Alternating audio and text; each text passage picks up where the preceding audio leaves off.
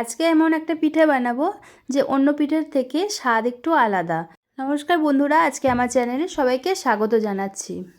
আজকে আমি বানাচ্ছি সুজির রসপুলি। একদম নরম তুলতুলে হবে আর মুখে দিলেই মিলিয়ে যাবে। এই পিঠেটা বানানোর জন্য আমি একটা পুর বানিয়ে নেব। তার জন্য আমি একটা নারকেল কুড়িয়ে নিয়েছি আর এখানে 200 গ্রাম খেজুরের গুড় দিয়ে দিয়েছি। নারকেল আর খেজুর গুড়টা আমি এখন একটু নাড়াচাড়া করে নিচ্ছি, গুড়টা যতক্ষণ না গলে যায়। আপনারা খেজুরের গুড়টা দেওয়ার চেষ্টা করবেন, তাহলে পিঠেটার স্বাদটা একটু ভালো হবে। গুড়টা গলে গেছে, এবার আমি আরেকটু নাড়াচাড়া করে নেব। এই পুরটা বেশি পাক হবে না, 5 মিনিটের মতো নাড়াচাড়া করে নামিয়ে নিলেই হয়ে যাবে।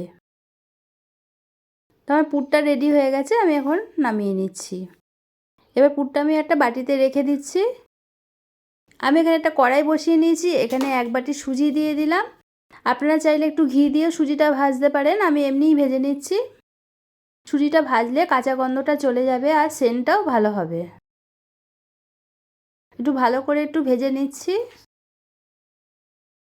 এরপর আমি দিয়ে দিচ্ছি 1 বাটি জল। আমি অল্প অল্প জল দিয়ে সুজিটা নাড়াচাড়া করে নিচ্ছি। একবারে জল দিলে দলা দলা পাকিয়ে যাবে। আবার একটু জল দিয়ে দিলাম, আবার একটু নাড়াচাড়া করে দিচ্ছি। আমি জল দিয়ে নাড়াচাড়া করতে করতে একটা ডোয়ের মতন হয়ে যাবে।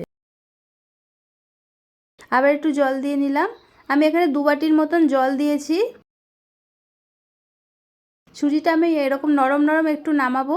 সুজিটা ঠান্ডা হলে শক্ত হয়ে যাবে, তাই সুজিটা একটু নরম নরম নামিয়ে নিচ্ছি। সুজিটা হয়ে গেছে, এবার আমি সুজিটা নামিয়ে নেব। সুজিটা আমি একটা থালায় ঢেলে নিচ্ছি। সুজিটা এখন একটা ডোয়ের মতন হয়ে গেছে। সুজিটা এবার আমি একটু হাত দিয়ে একটু মেখে নেব। আপনারা চাইলে সুজিটা ঠান্ডা করে মেখে নিতে পারেন। যতটা সম্ভব আমি হাত দিয়ে মসৃণ করে মেখে নিচ্ছি।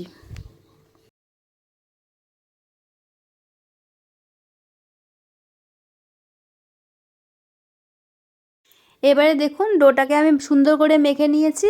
এবার এই ডোটাকে আমি কয়েকটা ভাগে ভাগ করে নিচ্ছি।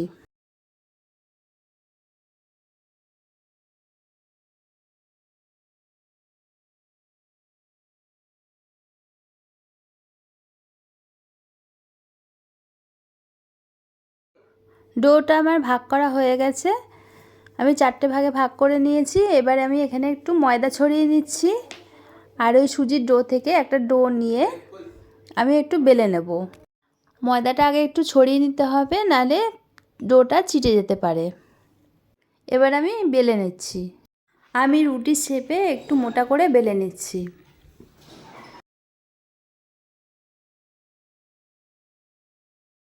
আমার বেলা হয়ে গেছে। আমি যে পুরটা করেছিলাম ওই পুরটা এবার একটু সাইডে দিয়ে দিচ্ছি।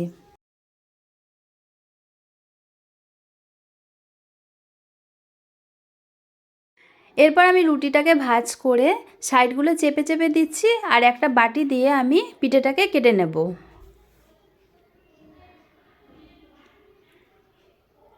আস্তে করে চাপ দিলেই সুন্দর কেটে আসবে আর সাইডগুলো আপনাদের মুড়তে হবে না, এমনি মুড়ে যাবে। দেখুন কত সুন্দর হয়েছে পিঠেটা। সেমভাবে আর একটা পিঠে করে নিচ্ছি। এই পিঠেটা বানানো খুবই সহজ, আমি একদম সহজ পদ্ধতিতে পুলিগুলো বানিয়ে নিচ্ছি। একই পদ্ধতিতে আমি সব পুলিগুলো এবার বানিয়ে নিচ্ছি। এই রুটির টুকরোগুলো আর ফেলছি না, এগুলো দিয়ে আবার আর একটা পিঠে বানানো যাবে।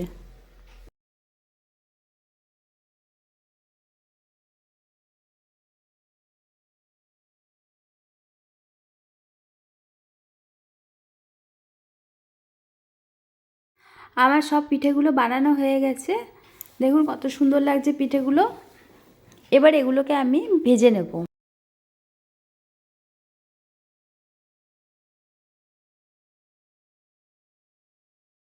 এখানে আমি সাদা তেল দিয়ে দিয়েছি। তেলটা ভালো করে গরম করে পিঠেগুলো আমি দিয়ে দিচ্ছি।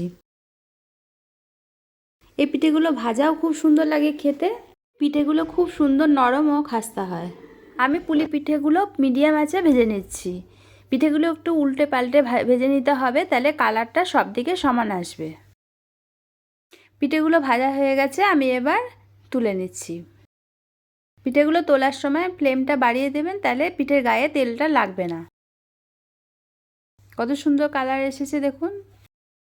এবার আমি কড়াইতে বাকি পুলি পিঠেগুলো ভাজার জন্য দিয়ে দিচ্ছি, আর এগুলো একটা প্লেটে রেখে দিচ্ছি। এই কড়াইটা আমি আর একটা ওভেনে বসিয়ে দিয়েছি, আর এখানে আমি আর একটা কড়াই বসিয়ে দিলাম চিনির শিরা করার জন্যে। 2 কাপ জল দিয়ে দিয়েছি আর 1 কাপ চিনি দিয়ে দিলাম। এই চিনিটা গলে জলটা ফুটে গেলে শিরা তৈরি হয়ে যাবে। এটা বেশি গাঢ় করার দরকার নেই। চিনির শিরাতে আমি 3টে এলাচ ফাটিয়ে দিয়ে দিচ্ছি, তো সেন্টটা ভালো হবে। তো শিরাটা আমার তৈরি হয়ে গেছে। এবার আমি গ্যাসটা নিভিয়ে দেবো। আর বাকি পিঠেগুলো ভাজা হয়ে গেছে, এগুলো আমি অল্প গরম থাকতে থাকতে চিনির শিরাতে দিয়ে দেবো। দেখুন বন্ধুরা, পিঠেগুলো কত সুন্দর ভাজা হয়েছে। এই পিঠেগুলো ভাজা খেতেও দারুণ লাগে। আবার আমি গ্যাসটা জ্বালিয়ে দিয়েছিলাম, তো শিরাটা ফুটে উঠতেই আমি এবার পিঠেগুলো দিয়ে দিলাম। 2 মিনিট ফুটিয়ে নেব। 2 মিনিট ফোটা হয়ে গেলে আমি গ্যাসটা অফ করে দেবো। পিঠেগুলো শিরাতে দিয়ে একটু নাড়াচাড়া করে নিচ্ছি।